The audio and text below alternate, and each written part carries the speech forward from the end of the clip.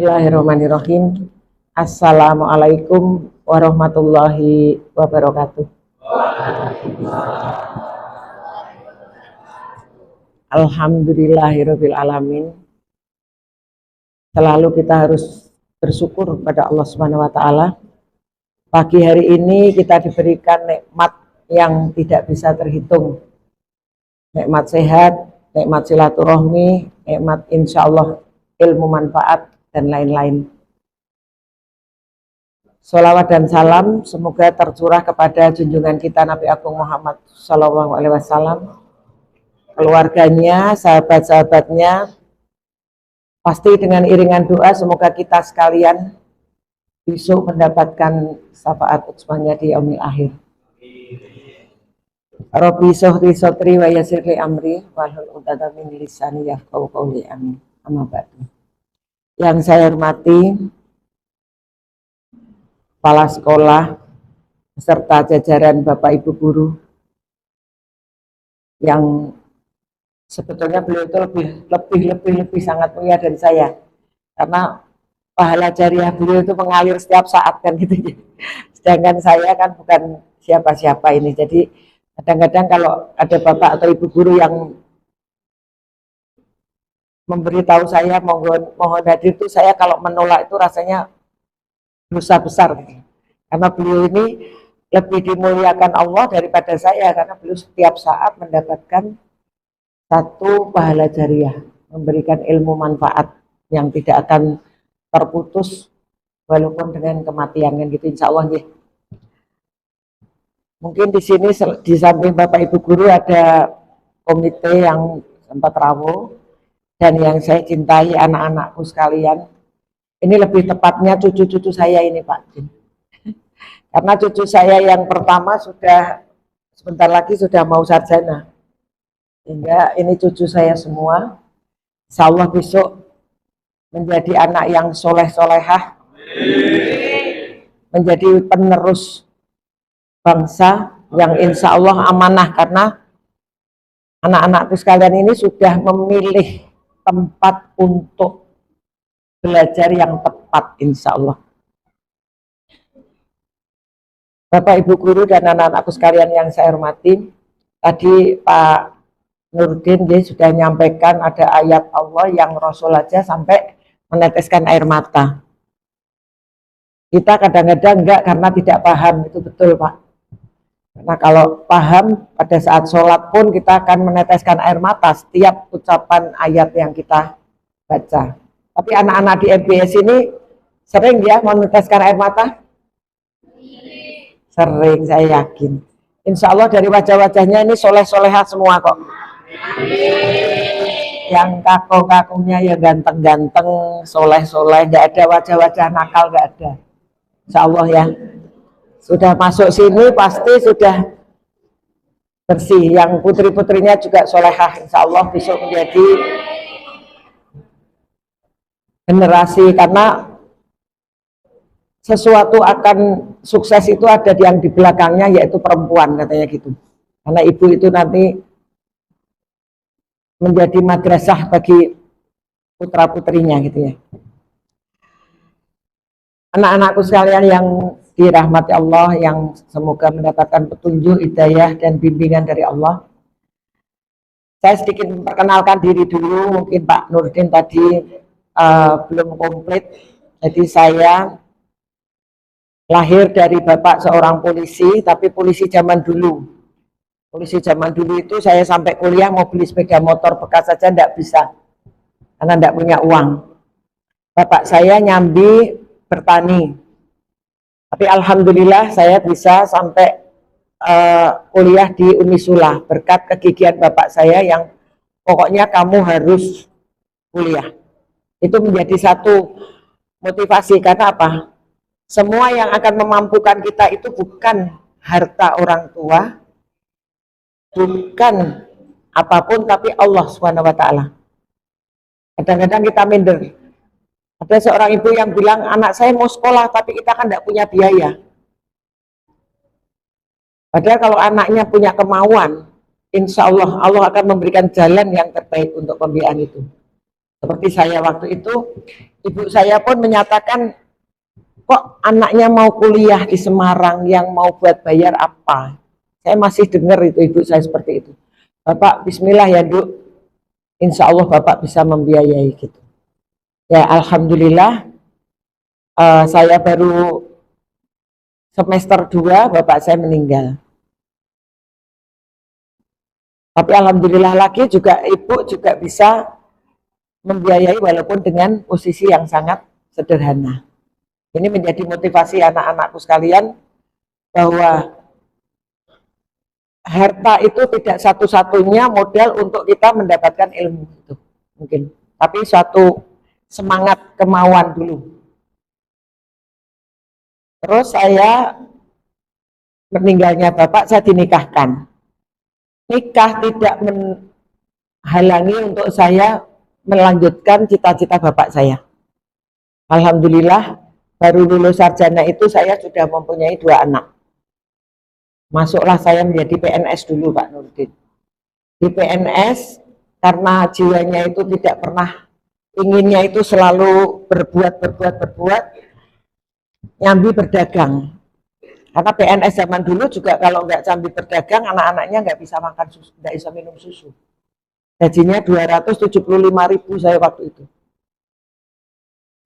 Saya berdagang sama suami saya, karena berdagang sama Allah diberikan satu hal yang insya Allah mengembirakan. Akhirnya saya keluar dari PNS tahun 95. Keluar PNS sudah jadi pedagang, sudah enak. Lah itu tadi Pak Nurdin sudah sampaikan, saya terjerumus ke dunia politik. Tapi saya tidak ingin menutup anak-anak yang ingin besok terjun ke dunia politik. Kan apa? Di situ penting. Kita bisa merubah satu keadaan harus lewat satu jabatan, di mana di dunia politik itu kita bisa merubah satu aturan atau apapun yang sebetulnya tidak sesuai dengan masyarakat kan gitu. Jadi jangan alergi. Wah politik itu kotor, wah politik itu jahat. Yang mau jahat banyak, yang mau kotor banyak, tapi yang bersih juga ada. Insya Allah seperti itu ya anak-anakku. So, ada yang pengen jadi presiden? Presiden mana, Turki atau presiden Indonesia?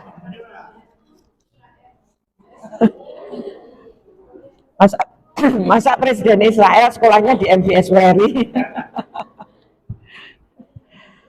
Insya Allah semua doa-doa kita, cita-cita yang tinggi Allah akan kabulkan sepanjang kita melaksanakan apa yang kita anukan. Saya akan sedikit menyampaikan saja bahwa tidak ada sebetulnya manusia yang diciptakan bodoh, itu tidak ada. Allah menciptakan manusia itu semua dengan kelebihan-kelebihannya masing-masing. Saya mengutip dari Ustadz Adi Hidayat bahwa manusia itu mempunyai istilahnya apa ya, kayak kemampuan untuk berpikir itu 100 juta giga. Kita bisa bayangkan di HP aja yang hanya berapa giga itu bisa mengakses segala macam. Nah ini manusia itu kalau Adi Hidayat bilang 100 juta giga. Nah itu bagaimana kita bisa untuk mengembangkan potensi yang diberikan Allah ini, itu masing-masing dari diri sendiri.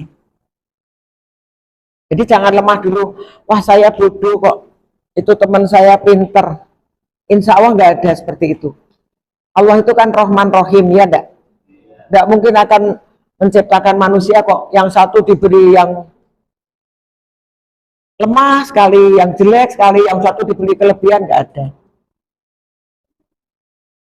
Modal anak-anak belajar itu apa? Coba modalnya apa? Semangat. Nah, semangat. Mereka-mereka yang tidak beriman itu kalau belajar semangat apa enggak? Lebih semangat, ya enggak? Seperti pelajar-pelajar di Amerika atau di mana yang mereka tidak beriman. Tidak seperti kita kan diberi kelebihan oleh Allah, beriman terlebih dahulu. Ini harus disyukuri nih. Yang tidak beriman saja dia punya semangat yang luar biasa. Tapi hasilnya biasanya hampa.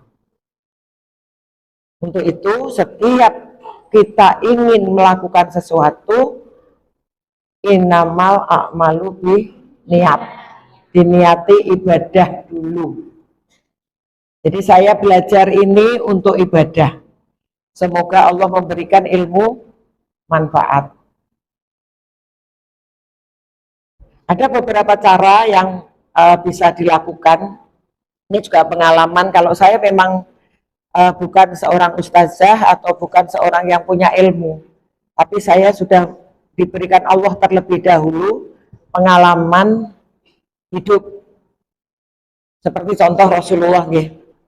Apa yang dirasakan kita saat ini, sedih, gelisah, sakit hati, kekurangan, gitu, kekurangan. Tapi sekarang mungkin tidak ada yang seperti Rasulullah sampai kelaparan, kan tidak ada. Itu semua sudah dialami oleh Rasul kita. Makanya kita bersyukur Allah turunkan Rasul Muhammad itu untuk memberikan contoh tauladan kepada kita bahwa penderitaan yang kita alami ini sebetulnya belum seberapanya yang dirasakan oleh Rasulullah Shallallahu Alaihi Wasallam. Adakah anak-anak di sini yang pernah dilempari batu? Nggak ada kan? Kalau sial aja mesti ketemu orang gila kan gitu. Itu yang mendapat sial. Tapi Rasul di Taif ya dilempari batu. Karena apa? Kadang-kadang kita itu gini, kalau diberi musibah sedikit itu, ya Allah, kok saya diberi seperti ini, wong saya itu sudah sekolah di MBS. Ya enggak? Kan sudah merasa saya itu sekolah di MBS, sekolah yang berbasis Islam. Sekolah yang mengajarkan segala sesuatu kebaikan tentang agama, tentang akhlak, tentang perilaku. Tapi kenapa saya kok diberi sesuatu yang tidak enak? Ini bahkan nanti akan terjadi. Karena pernah terjadi juga di adik saya, dia ranking 1 di SMP, masuk SMA tidak diterima. Temennya yang nggak ranking masuk. Kalau kita berpikir negatif, kita akan bersedih hati. Tapi kita harus berpikir positif. Allah akan memberikan yang terbaik dari sesuatu yang tidak enak dirasakan oleh kita. Kalau sudah berniat saya mencari ilmu karena Allah, saya sedikit itu saya ingat bahwa Allah akan meningkatkan derajat orang-orang yang berilmu. Di Quran surat Mujadilah kalau tidak salah itu ayat 11 itu. Sehingga untuk kita ditingkatkan derajatnya itu pasti kita harus berilmu. Kalau hanya berharta tanpa ilmu bisa. Banyak orang yang tidak sekolah buta huruf menjadi jutawan ya.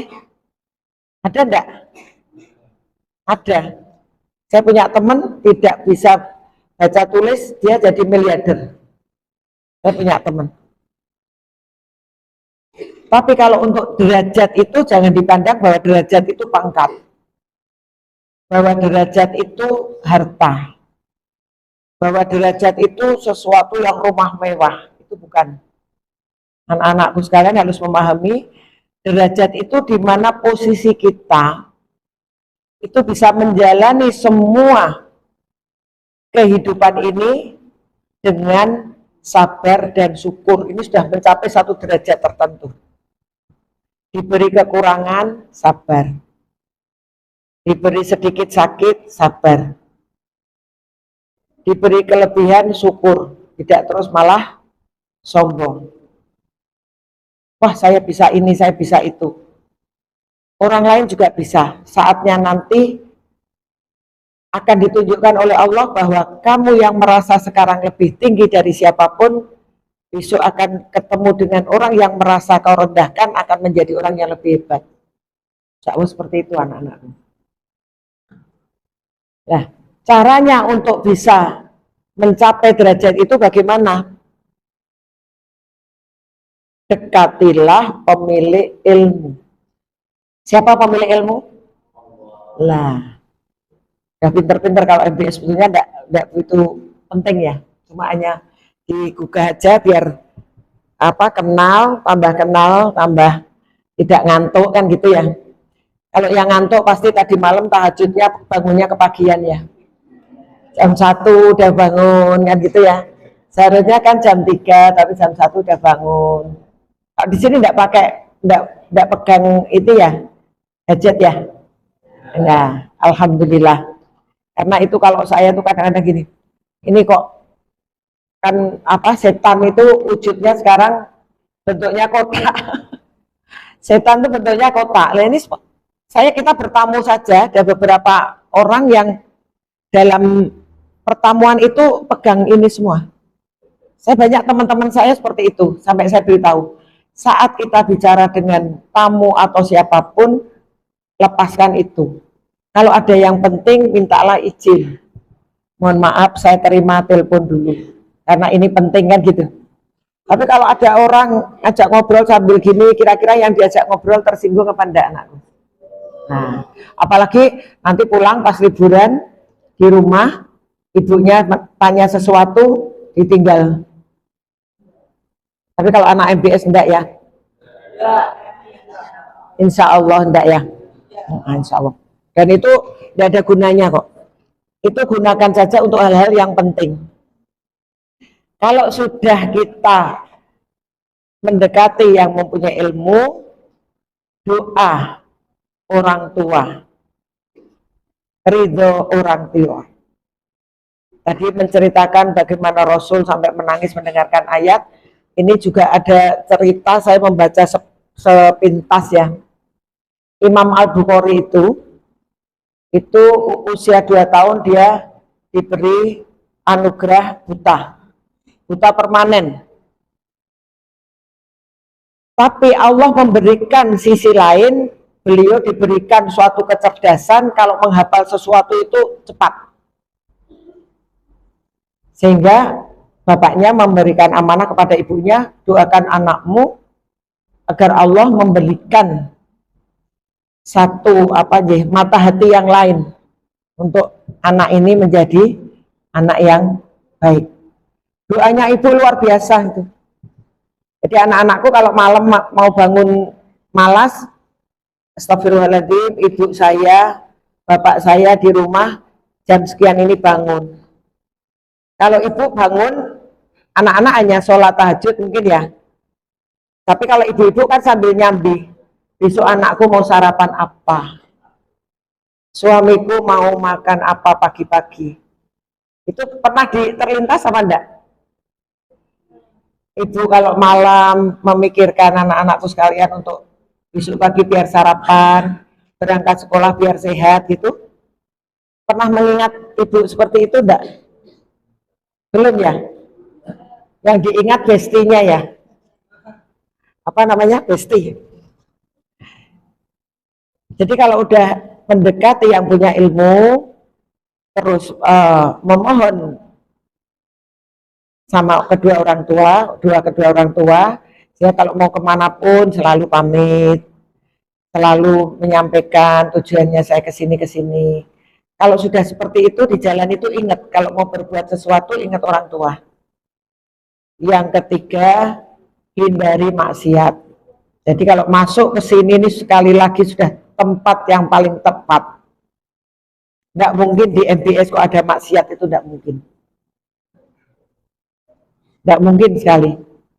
Kayak tadi malam saya juga diundang teman saya, kebetulan ustazah sama psikolog dia, bahwa tingkat bullying di Jawa Tengah ini sekarang mencapai 26,5%, tinggi sekali. Sehingga menjadi keprihatinan kita bersama. Insya Allah dengan kesadaran akhlak, dengan pembinaan iman Islam yang baik, hal-hal itu tidak akan terjadi. Kalau sudah mendekati yang punya ilmu, meminta doa kedua orang tua, menghindari maksiat, dan yang terakhir, karena kalau sudah menghindari maksiat, banyak-banyaklah memohon ampunan kepada Allah. Cita-cita setinggi langit, jangan pernah bilang apa mungkin saya besok akan menjadi seorang presiden misalnya. Semuanya bisa. Semuanya bisa. Saya dulu sekolah SD itu nggak ada yang pakai sepatu. Jalan tanpa sepatu semua. Barang boro-boro kok bercita-cita jadi bupati, belas itu enggak pernah. Bisa sekolah menempuh SD sampai SMP itu sudah satu keberuntungan. Karena sekali lagi, alhamdulillah bapak saya itu Kapolsek sejak saya belum lahir. Tapi 13 tahun menjabat Kapolsek saya lahir itu, mau beli sepeda motor bekas saja enggak bisa. Karena memang zaman dulu makannya juga bulgur. Mungkin enggak ada yang belum pernah tahu bulgur ya. Ibu guru aja mungkin belum pernah ya. Ya, belum pernah. Ini ibu guru aja belum pernah perso. Saya kecilnya makan bulgur itu, jatah bapak. Bulgur. Telur satu itu karena anaknya 6 di apa itu didadar dikasih kelapa. Biar bisa dibagi 6. Sekarang anak-anak ibunya menyiapkan makanan telur, makanan ayam. Bu, kok bolak-balik kok endok meneh. Insyaallah. Kenapa nggak bersyukur ya enggak? Loh ini kan enggak laku. Lah, astagfirullahaladzim. Itu harus kamu syukuri nak. Jadi bisanya bersyukur tuh gini. Di rumah saya itu saya terapkan juga kalau makan sampai tersisa itu mesti saya marah. Termasuk anak-anak saya. Kebetulan saya masih punya anak yang 2 sudah menikah, yang 2 masih kuliah, yang 1 di Universitas Muhammadiyah Malang ambil S2, yang 1 di Udinus. Yang di Udinus ini tadinya di Undip tapi tidak kerasan terus pindah ke Udinus. Itu dua-duanya kalau makan bersama saya tidak pernah berani nyisakan 1 sendok pun. Karena selalu saya beritahu, nak, di luar sana saat ini ada orang yang mau makan saja susah. Pernah ada anak-anakku sekalian melihat tetangga atau berita aja lah, berita gitu, seperti itu pernah enggak? Nah, kira-kira kalau mau meninggalkan lauk pauk atau apapun, syukuri dulu, alhamdulillah saya masih ketemu sama telur. Ya enggak? Zaman dulu itu tempe aja dibakar. Sekarang anak-anak enggak tahu itu sambal tempe bakar ya. Padahal nikmat sekali itu. Jadi setiap makan, apabila kita mensyukuri sesuatu, insya Allah itu menjadi sesuatu yang nikmat. Walaupun makan hanya dengan sambal, kalau hati kita senang, nikmat. Ya enggak? Tapi kalau ada persoalan dengan misalnya teman satu kamar, ada persoalan. Pas jatahnya hari ini pakai sate kambing. Jadi enggak jadi makan ya. Satenya rasanya pahit kan gitu. Nah. Sudah ngantuk? Ini soalnya jamnya jam tidur ya? Enggak ya? Biasanya jam pelajaran sekolah nih. Saya kalau cerita itu hanya memberikan pengalaman. Pengalaman yang pernah saya lalui, di mana orang sebesar segemuk saya ini semua bilang kan dikira orang yang tidak pernah susah kan gitu ya. Tapi hidup itu susah senang selalu berganti, siapapun orangnya. Dipikir yang jadi bupati itu tidak pernah susah. Susah juga. Mikir rakyatnya. Kalau bupati tidak pernah susah harus dipertanyakan. Nanti dia tidak melihat masyarakatnya sedang bagaimana kan gitu. Banjir malam-malam jam 1. Bu, banjir. Itu pintu air di Juwiro sudah melebihi target. Bangun langsung, padahal perempuan, turun ke bawah sampai mobil Kapolres, mobil Dandim itu kembali karena tidak berani.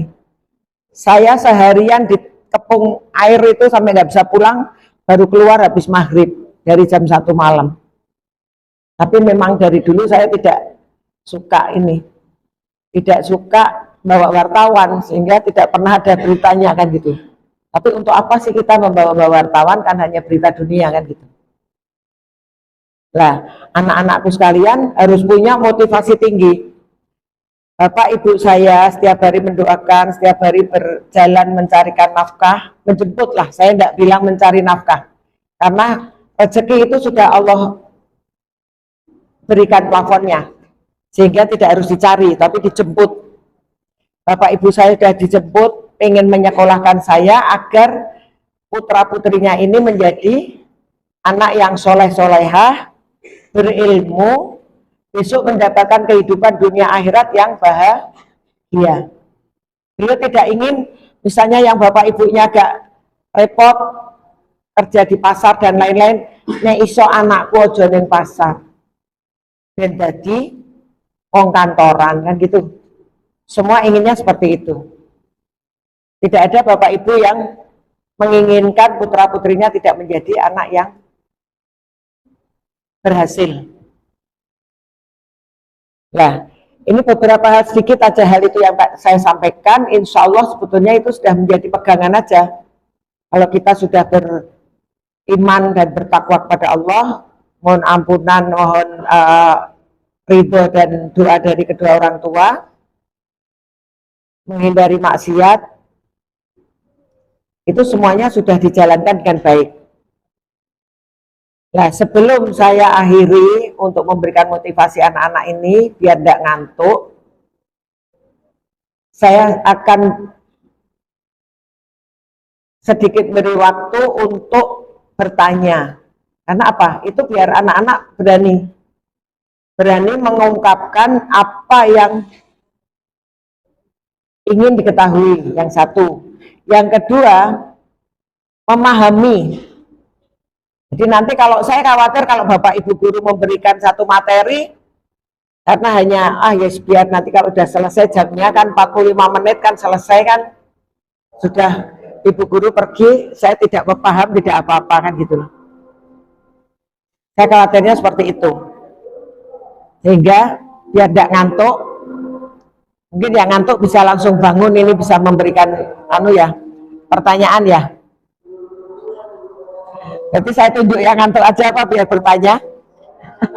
Ya, nggak apa-apa. Ngantuk itu nikmat yang diberikan Allah ya. Kalau nggak bisa ngantuk kan bahaya. Jadi tenang aja, yang ngantuk nggak apa-apa nak. Itu rezeki itu. Ada yang ingin bertanya? Tanya apa saja boleh. Mungkin yang cewek-cewek tanya anak saya yang laki-laki itu seberapa, kayak apa, bagus apa enggak gitu ya. Ganteng apa enggak gitu ya.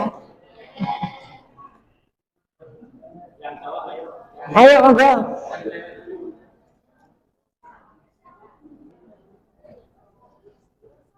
Enggak apa-apa. Ingin belajar politik, insya Allah saya berpengalaman di situ. Ingin belajar dagang, berpengalaman. Iya, Mbak siapa? Mbak Rosa, ini Mbak Rosa.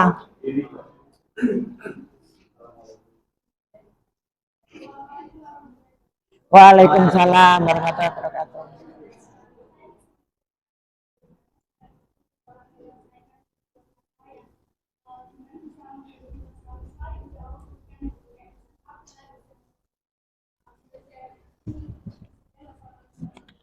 Waalaikumsalam warahmatullahi wabarakatuh. Karena saya sudah usia senior, sehingga satu pertanyaan langsung tak jawab ya, nanti lupa. Kalau saya itu sudah pernah mendapatkan pertanyaan ini waktu saya diminta memberikan pengalaman saya di Ahad pagi di Kaliwungu. Jadi kalau orang Jawa bilang wang sinawang itu kan ya, nyawang orang lain, orang lihat saya kan bahagia, gembira, susah ya tidak pernah kelihatan kan gitu ya. Sebetulnya untuk sabar, untuk syukur itu kita itu tidak punya kemampuan karena kita manusia. Setiap ada masalah pasti kita akan, apalagi perempuan, emosionalnya keluar duluan. Tapi begitu kita mengingat bahwa kita itu hanya manusia yang lemah, yang tiada daya upaya, la haula wala quwata illa billah, percaya dengan itu, kita kembalikan ya Allah. Kalau ada musibah, ada sesuatu yang tidak enak, innalillahi wa inna ilaihi rajiun. Dan kita punya keyakinan di situ bahwa Allah akan memberikan kekuatan kepada saya, bahwa Allah akan menyelesaikan semua persoalan yang saya hadapi. Jadi kadang-kadang kita kan percayanya itu setengah-setengah atau bahkan seperempat-seperempat. Ada masalah besar. Kebetulan pengalaman ini hari ini sejak saya tidak bekerja lagi, itu saya di rumah itu tamu setiap hari penuh terus. Dan itu tamu-tamu saya itu pasien yang ibu-ibu rumah tangga di bawah 40 tahun. Problemnya segala macam. Problem ekonomi, problem suami, problem mertua, problem segala macam. Segala macam problem. Bahkan ada pasien saya itu seorang dokter. Dia lulusan luar negeri. Itu dia yang merancang Kota Lama, Semarang. Itu punya problem itu yang ruwetnya bukan main. Padahal dia begitu, dia bicara di satu kesempatan di Jakarta dipanggil gitu karena dia konsultan Bank Dunia. Sekali dia bicara memberikan materi itu honornya 50 juta. Tapi masalahnya segudang. Berarti kan wang sinawang tadi ya. Nah, kalau sudah tahu gitu, ya sudahlah, innalillahi wa inna ilaihi rajiun. Saya kembalikan pada Allah, nanti Allah akan memampukan kita untuk sabar.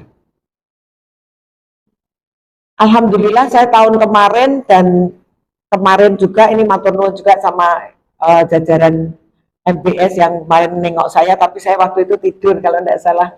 Saya tidur, Mbak Yu saya bilang, no tadi ada tamu dari MBS, tadi baru aja tidur, jadi tidak tak bangunkan. Matur nuwun doanya dan atensinya. Semoga Allah memberikan saya tetap sehat, bisa bersama-sama penjenengan. Nah, setelah kemarin saya dikasih sakit juga di Karyadi 13 hari tahun September 2022, terus kemarin kena tipes. Apa doa yang saya panjatkan pada saat saya sakit? Setelah membaca innalillahi wa inna ilaihi rajiun, saya selalu bilang, ya Allah, berikan saya kesabaran untuk menerima sedikit nikmat dari Engkau. Jadi sakit pun jangan dibilang itu sedikit apa ya, musibah dari Engkau, itu jangan. Sedikit nikmat. Karena diberi nikmat sakit, kalau kita selalu bisa berpikir kan insya Allah enak. Jadi kesabaran itu harus dilatih, nak. Dilatih terus seumur hidup. Karena yang sekarang sabar pun besok bisa menjadi tidak sabar. Seperti iman. Iman itu kalau tidak kita pegangi, tidak kita latih, pagi kita beriman, sore kita bisa tidak beriman, kan gitu. Jadi sabar itu seperti itu. Kalau ujian saya mungkin anak-anak juga sudah tahu, Pak guru-guru semua sudah tahu, ujiannya luar biasa. Waktu jadi pengusaha juga gitu, kadang-kadang mau gajian, karyawan ekspornya belum terbayar. Sepunyahnya dijual. Punya mobil baru beli, baru setengah bulan jual. Rugi sampai 50 juta, nggak apa-apa, tapi karyawan jangan sampai dia tidak, keringatnya kering lah, dia tidak terbayar. Kalau kita berjalannya sesuai dengan aturan Allah, mengikuti sunnah Rasul, insya Allah hati juga yang pegang di sana. Yang saya tadi sampaikan bahwa derajat itu tidak harus harta, pangkat, dan lain-lain, tapi ketenangan hati itu suatu derajat yang sangat tinggi. Alhamdulillah orang lain tidak jadi bupati, ketemu bupati itu kadang-kadang pada tidak mau. Kalau saya santai aja. Saya sekarang rakyat, ya saya rakyat. Saya sekarang punyanya mobil Avanza. Pada waktu jadi bupati kan mobil milih ya. Milih apa yang dipingini kan gitu.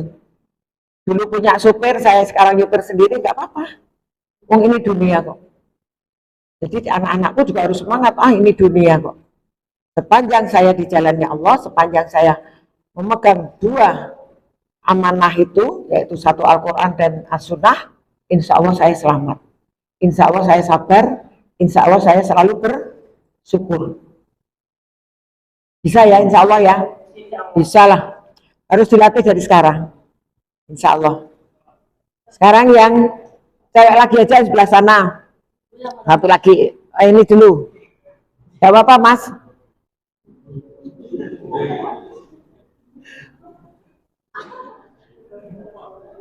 Waalaikumsalam warahmatullahi wabarakatuh.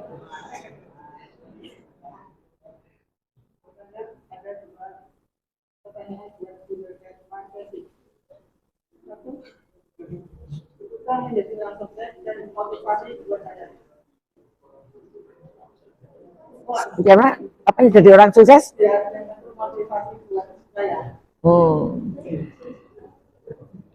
Kalau dibilang sukses itu sebetulnya mas, kalau sudah jadi orang tua ya, orang tua yang sukses itu kalau menurut saya apabila anak-anak beliau itu menjadi generasi yang soleh-solehah itu sukses. Sukses itu. Saya punya teman, jadi kalau menceritakan tidak menyebut nama, tidak gibah mungkin ya Bu ya. Saya punya teman, dia pernah menjabat bupati 2 periode. Istri suaminya juga seorang wali kota. Putranya, wah tinggi-tinggi sekali, anggota DPR, anggota DPR provinsi, wakil bupati, pengusaha sukses. Tapi hidup tuanya, karena putra-putranya sibuk sendiri, tidak ada yang mengurus ibunya, juga ada, menurut saya itu tidak sukses gitu loh mas. Jadi sukses itu apabila seseorang itu bisa menerima tadi yang Mbak Rosa ya, Mbak Rosa tanyakan, menerima sesuatu itu dengan sabar dan syukur itu sukses. Jadi kalau sekarang besok mau menjadi sukses, motivasinya itu tadi. Yang pertama, mendekatlah kepada Allah. Yang kedua, minta ridho kedua orang tua sama doanya. Jadi kalau sekarang misalnya Mas siapa Mas? Mas Fahmi. Mas Fahmi diminta oleh ibunya, ayo nak aku diantar ke sini. Wah, nggak mau, saya soalnya udah janjian sama teman gitu, kira-kira gitu enggak ya? Nah, insya Allah itu kunci sukses besok. Besok sudah janjian sama teman, kalau ibunya membutuhkan itu dibatalkan, itu kunci sukses. Dan selalu berpikiran positif. Jangan pernah berpikir negatif. Misalnya besok ada ulangan, ya kan? Aduh, saya belajar kok tadi malam nggak masuk-masuk gitu ya. Tapi dengan doa ya Allah, saya sudah berikhtiar untuk belajar. Tapi kenapa nggak bisa masuk ya Allah? Hanya Engkau yang memampukan. Itu yang namanya dilalah itu apa? Dilalah itu apa ya? Dilalah itu bisa terjadi. Saya ujian sarjana itu dulu punya anak 2, masih kecil-kecil. Berangkat pakai bis kota. Di mobil, di bis itu saya buka materi. Di halaman itu saya udah pahami, tak tutup lagi, saya mau buka lagi. Itu selalu ada yang mengingatkan, yang itu aja kamu buka. Saya baca lagi, saya baca lagi. Setiap mau baca halaman berikutnya, itu saja kamu buka. Masya Allah, begitu saya menghadapi ujian, itu yang keluar. Ini semua siapa coba? Karena Allah kan. Jadi sesuatu yang dibilang miracle, campur tangan Allah terhadap kehidupan manusia itu ada dan itu pasti.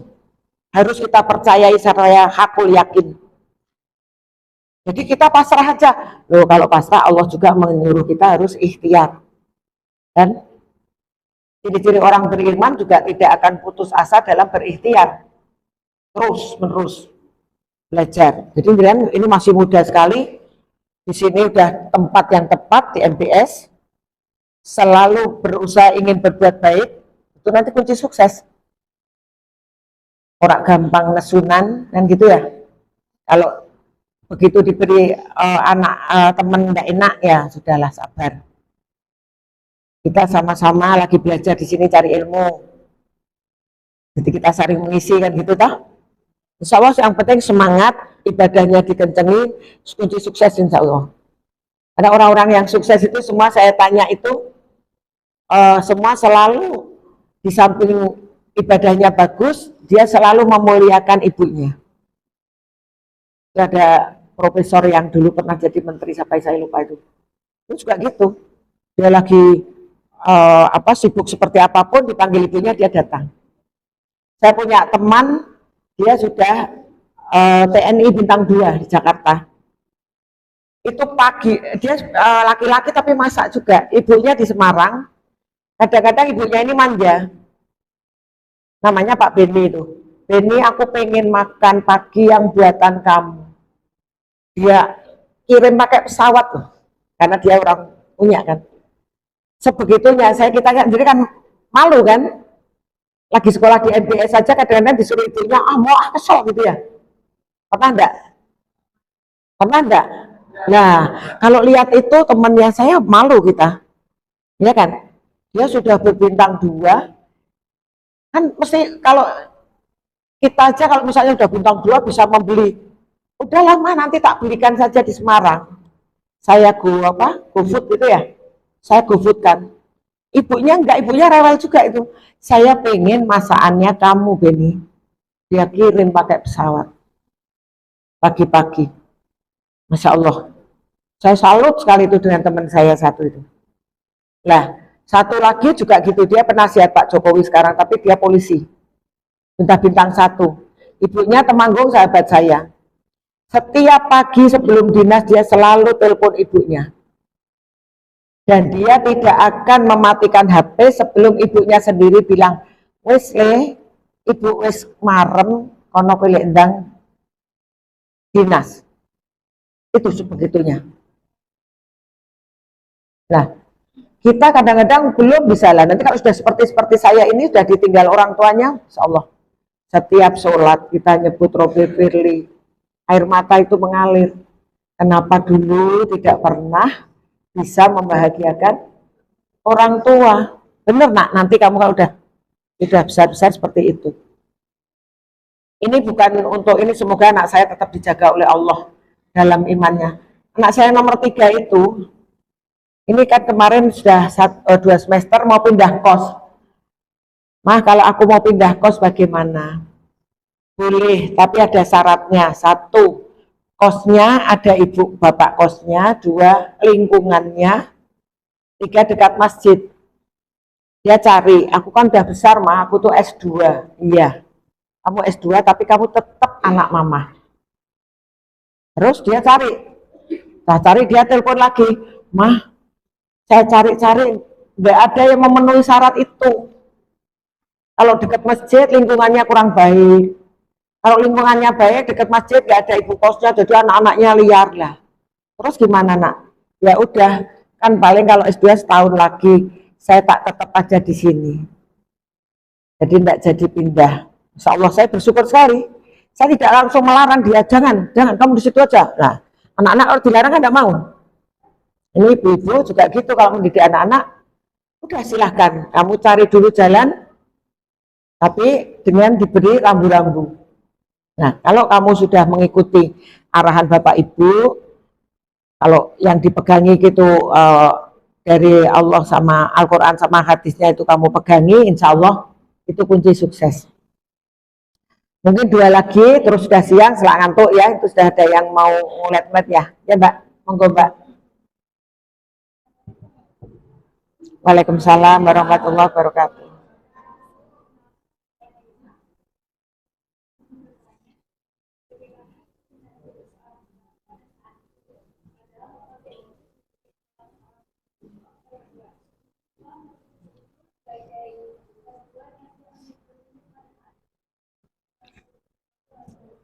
Waalaikumsalam warahmatullahi wabarakatuh. Waktu itu kebetulan saya juga diberi rezeki, itu anak saya, makanya sekarang masih kuliah. Itu kan saya dulu waktu jadi bupati itu anak saya yang sekarang masih kuliah itu umurnya 4 tahun sama 2 tahun. Jadi saya masih punya anak kecil. Saya waktu itu jadi wakil bupati dulu, anak saya yang paling kecil masuk TK kecil di sebelah samping rumah itu, samping pendopo.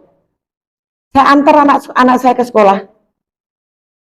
Jadi sebelum ada peraturan dari Menteri Pendidikan bahwa hari pertama seorang ibu harus mengantar sekolah, saya sudah mengantar sekolah duluan. Empat-empatnya anak saya itu di TK semua saya tungguin satu minggu semua. Karena kebetulan saya mendapat anugerah, anak saya agak rewel-rewel itu. Empat-empatnya itu kalau tidak ditungguin saya nggak mau sekolah. Saya tunggui terus. Terus satu saat yang sekarang di Malang ini, dia sekolah di SD Patukangan. Jadi semua anak pejabat itu masuknya SD Patukangan, itu SD favorit itu waktu itu. Nah di situ anak saya dibully. Ada yang nggak tahu nakalin anak saya gitulah. Saya nggak saya main karena saya seorang bupati, saya panggil lah kepala sekolah atau gurunya kan gitu deh. Nggak, saya datang ke sekolahnya. Bapak Ibu guru, saya matur nuwun anak saya sekolah di sini karena sudah mendapatkan bimbingan dan lain-lain, tapi mohon maaf anak saya tak pindahkan ke Robani. Sehingga anak saya dua-duanya saya sekolahkan di SD Robani. Karena nanti anaknya yang nakali ini bisa jadi orang tuanya ketakutan kan gitu. Karena anak saya pernah mukul anak bupati kan, saya tidak mau. Lah, bagaimana kiatnya saya seorang perempuan, padahal yang dipimpin kan laki-laki, tidak semua juga orang-orang baik-baik semuanya. Apalagi kalau bupati di demo, LSM kumpul demo. Pernah itu satu saat di ruangan, tak suruh masuk aja ke ruangan dinas saya. Di ruangan situ biar dia bicara dulu. Dia bicara dari A sampai Z, kita dengarkan ada 1 jam. Dengan berapi-api, ada dengan geblak meja segala. Dah, sudah selesai mas. Kalau sudah selesai saya tak mulai. Saya baru mau mulai, sebentar bu, interupsi. Wah, marah-marah lagi. Sudah selesai, monggo diunjuk dulu. Sudah diminum dulu, monggo saya tak bicara. Tak belum selesai, saya dengarkan lagi. Alhamdulillah dengan kita sedikit menekan kesabaran, semua persoalan itu bisa terselesaikan. Termasuk sengketa tanah yang ada di Buja itu. Itu berapa puluh tahun tidak selesai. Saya bentuk tim, saya panggilkan yang punya tanah sama masyarakat, ketemu dengan pertolongan Allah, sekali lagi dengan pertolongan Allah, karena saya tidak akan punya kemampuan apapun, bisa clear. Sampai hari ini masyarakatnya juga bisa mendapatkan kontribusi dari yang pemilik tanahnya juga senang sekali karena berpuluh-puluh hektar kembali kan gitu. Nah, itu kiatnya menjadi seorang ibu, tidak boleh melepaskan kodrat. Jadi nanti kalau di sini ada yang besok jadi kepala desa perempuan, jadi camat perempuan, jadi bupati atau jadi gubernur perempuan, kodrat sebagai seorang ibu dan seorang istri tidak boleh ditinggalkan. Anak-anak utama. Saya kalau pas ada acara yang kira-kira anak saya bisa saya bawa. Misalnya acara seperti hari jadi ini, nanti hiburan, nanti malam gitu ya.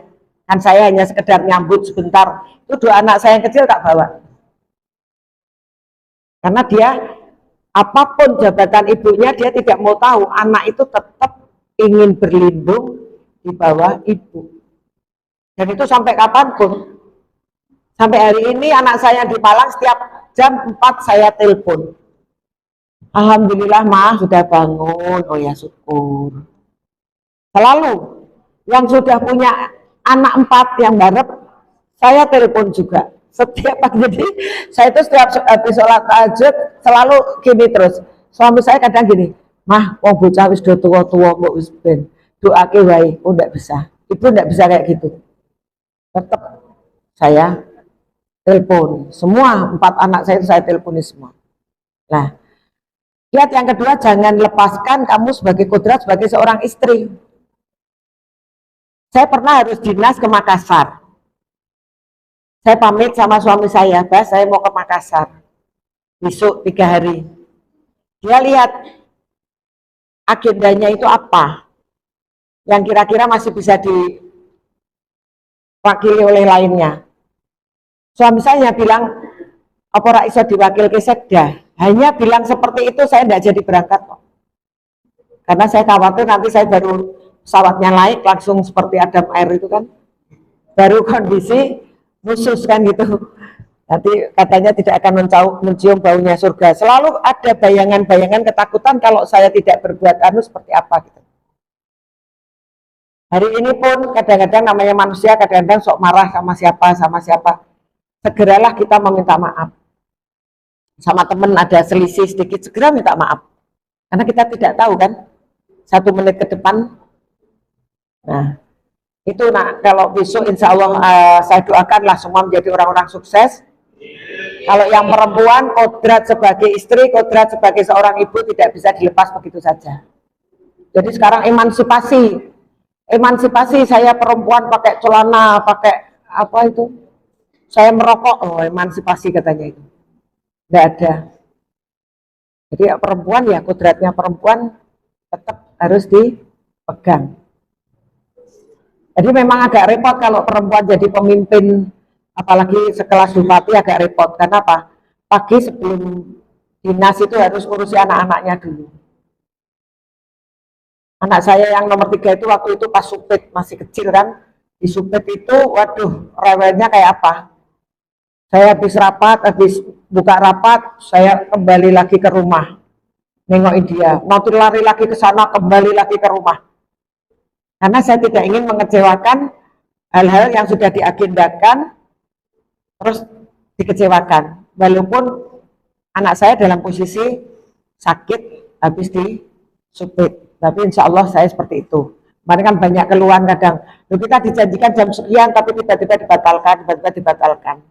Insya Allah, karena apa?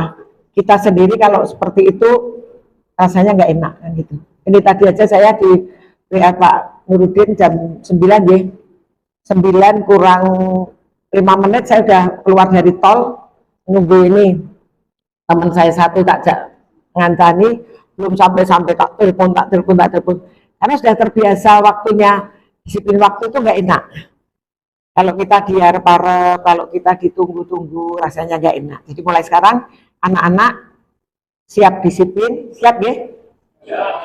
Siap selalu memegang teguh aturan-aturan Allah, siap? Siap selalu berbakti kepada kedua orang tua?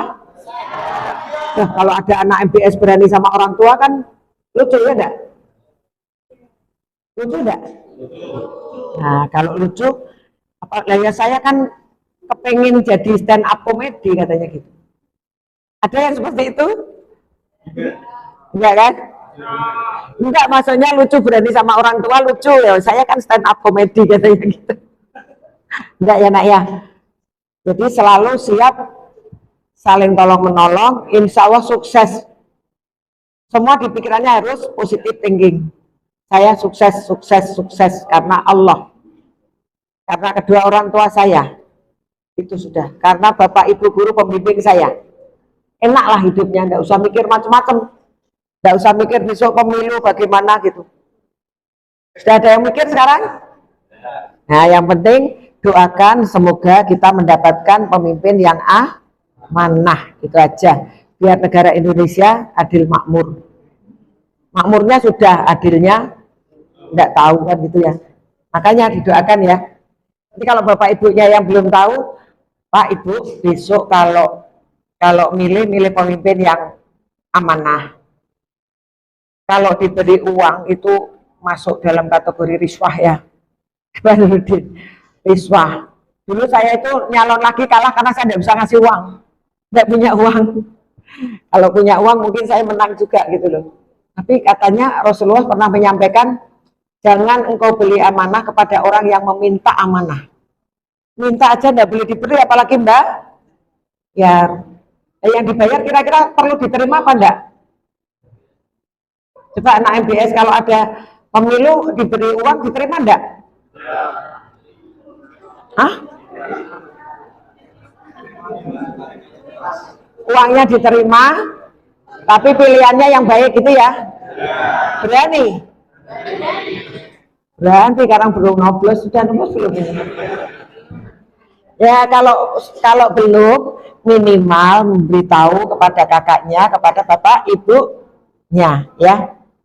Diterima enggak apa-apa Bu, diterima enggak apa-apa Pak, tapi pilihlah yang amanah, sidik, amanah, tablik, fatonah, ya kan? Ya, itu mungkin beberapa hal yang bisa saya sampaikan. Saya kalau dongeng di depan anak-anak itu betah, apalagi lihat anak-anak MBS ini laki-lakinya ganteng-ganteng, soleh-soleh, yang putrinya cantik-cantik. Siapa tahu nanti salah satunya menjadi menantu saya kan gitu. Loh, apa rencana Allah kita nggak tahu ya? Kita kan nggak tahu rencana Allah. Dan optimis juga di sini alumni MBS itu Pak Masroh ya. Pak Masroh itu sekarang menjadi seknek ya, di seknek ya, di kepresidenan juga alumni MBS. Kenapa kita tidak optimis? Ya? Itu mungkin beberapa hal yang bisa saya sampaikan. Apabila ada yang benar, yang baik, yang bisa diambil, itu semua dari Allah Subhanahu wa Ta'ala. Tapi kalau ada yang kurang pas, ada yang kurang sesuai dengan hati anak-anak sekalian, Bapak Ibu guru sekalian, saya sebagai pribadi mohon maaf yang sebesar-besarnya. Saya akhiri, billahi taufik wal hidayah. Assalamualaikum warahmatullahi wabarakatuh.